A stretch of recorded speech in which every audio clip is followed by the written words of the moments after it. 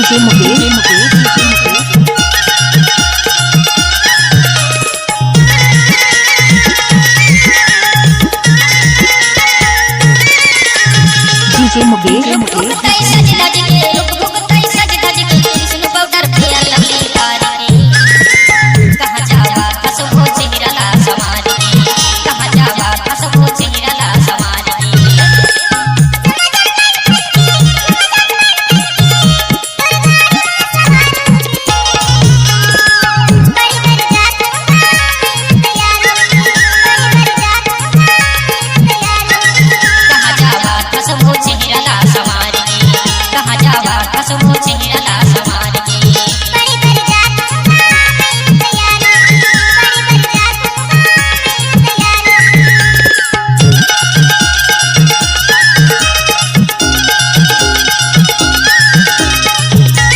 क्या नाम है डीजे मुकेश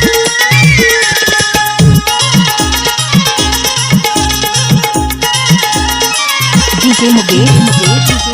स्कूल डाले से कहां छोड़े हो पहले जींस का उजर चश्मा स्कूल डाले से कहां छोड़े हो पहले जींस का उजर चश्मा फोटो के संगे मिला जाता ऐसे लगते तोर करिश्मा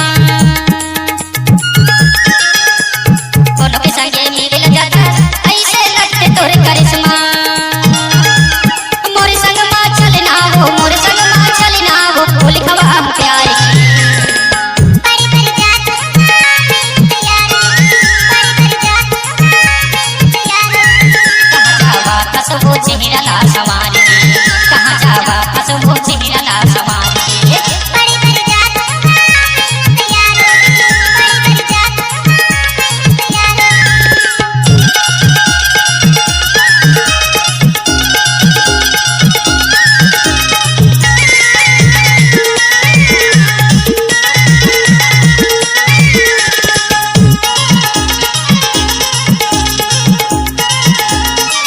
डीजे मुकेश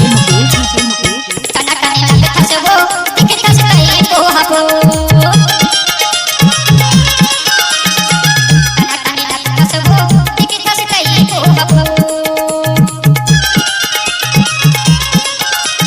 टोकली पातर देख के तोला मनीमा हो के ममो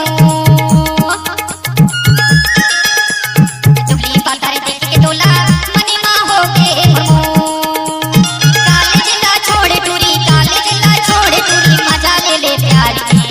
आपका क्या नाम है डीजे मुकेश कहाँ जावा फसबो चिहिरला सवार के